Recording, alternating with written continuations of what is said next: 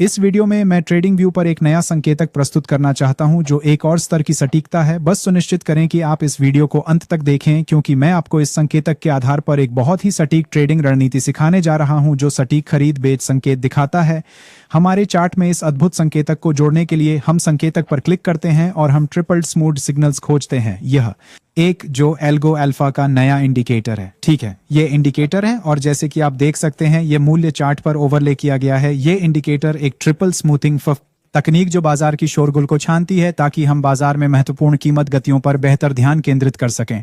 बाजार जैसा कि आप देख सकते हैं यो हमारे पास प्राइस चार्ट पर एक रिबन है जो वास्तव में दो मूविंग एवरेजेस पे आधारित है और दो मूविंग एवरेजेस के क्रॉसओवर्स के आधार पर जो रिबन का टर्निंग पॉइंट है, जैसा कि आप देख सकते हैं हमारे पास ये खरीद बिक्री संकेत है। पहले हम इंडिकेटर की सेटिंग्स पे जाते हैं और यहाँ मुख्य स्मूथिंग स्तर के लिए लंबाई अमेकेन हम इसे 34 पर सेट करते हैं और यहाँ सिग्नल लंबाई के लिए हम इसे 55 पर सेट करते हैं। इन सेटिंग्स की मदद से सूचक बाजार में शोर और बहुत छोटे समय के गति परिवर्तन के प्रति कम संवेदनशील हो जाता है, जिससे कई गलत संकेत हटा दिए जाते हैं और अब हमें बेहतर संकेत मिले हैं जो बाजार के बड़े परिवर्तन प्रदान कर सकते हैं। लेकिन फिर भी हमारे पास बुरे संकेत हैं जहां कीमत का परिवर्तन छोटा है और ट्रेडिंग के लायक नहीं है। इसलिए हमें इस तरह के संकेतों को छानने की जरूरत है और इसके बजाय इस तरह के संकेत लेने चाहिए जो इनके बाद कीमत के बेहतर मूवमेंट प्रदान कर सके।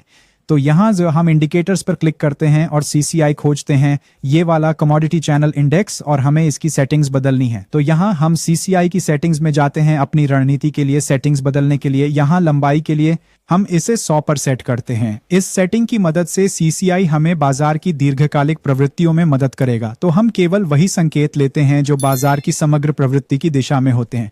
हम इसे ऐसे करते हैं, जब हमें यहाँ एक खरीद संकेत मिलता है CCI में, CCI रेखा, नीली रेखा केंद्र रेखा के ऊपर होनी चाहिए और साथ ही यह ऊपर होनी चाहिए इसकी मूविंग एवरेज लाइन, पीली लाइन। इस स्थिति में आप देख सकते हैं कि यह मूविंग एवरेज लाइन के नीचे है, तो इस सिग्नल यहाँ अस्वीकार किया गया है और आप देख सकते हैं कि यह सही अस्वीकार था क्योंकि उसके बाद कीमत गिर गई और हमारे स्टॉप लॉस तक पहुंच गई। आप देख सकते हैं कि सिग्नल के बाद कीमत एक विस्तारित ट्रेडिंग रेंज में गई, फिर उच्च स्तरों पर बढ़ी।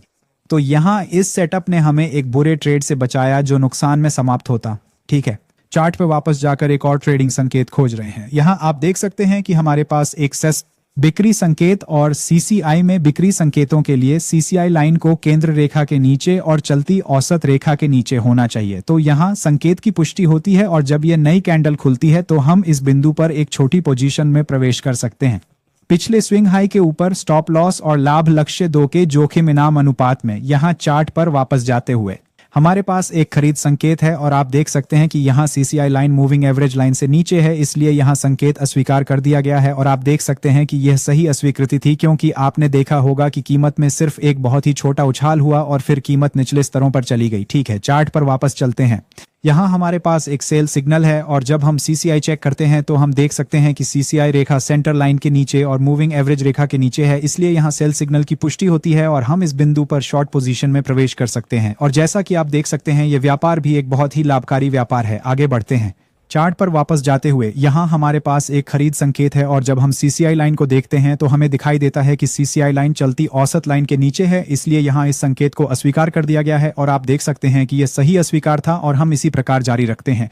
कृपया ध्यान दें कि इस सेटअप में यह है, जोखिम को जितना संभव हो सके कम करने का प्रयास करें ताकि हर बाजार में मूल्य आंदोलन, लेकिन जो संकेत पक्के होते हैं उनमें अपेक्षित परिणाम देने की बहुत अधिक संभावना होती है। इसका मतलब यह नहीं है कि आपको गलत संकेत नहीं मिलेंगे, नहीं, यह संभव नहीं है। कोई ट्रेडिंग रणनीति ऐसा करने में सक्षम नहीं है और खोने वाली स्थितियां हमेशा खेल का हिस्सा होती हैं और आपको अपने जोखिम को सही ढंग से प्रबंधित करने की आवश्यकता होती है। एक जोखिम प्रबंधन रणनीति है जिसे 1% कहते हैं और यह सबसे अच्छी जोखिम प्रबंधन रणनीतियों में से एक है जो आप इस्तेमाल कर सकते हैं। मेरे पास इस पर एक पूरी गाइड है, लिंक विवरण में भी दिया गया है और मैं आपको इसे देखने की अत्यधिक सिफारिश करता हूं क्योंकि बिना उचित जोखिम प्रबंधन रणनीति के आप एक सफल व्यापारी नहीं बन सकते। ठीक है, वह इस वीडियो को देखने के लिए धन्यवाद। यदि आपके कोई प्रश्न हैं तो बेझिझक पूछें और मेरे लिए एक टिप्पणी छोड़ दें। मैं आपके प्रश्नों का जितनी जल्दी हो सके जवाब दूंगा। अगर आपने मेरे चैनल को सब्सक्राइब नहीं किया है तो कृपया इसे सब्सक्राइब करें और बेल आइकन दबाएं ताकि आपको मेरे नए वीडियो की सूचनाएं मिलती रहें। अगले वीडियो में आपसे मिलेंगे और आपके ट्रेडिंग के लिए शुभकामनाएं।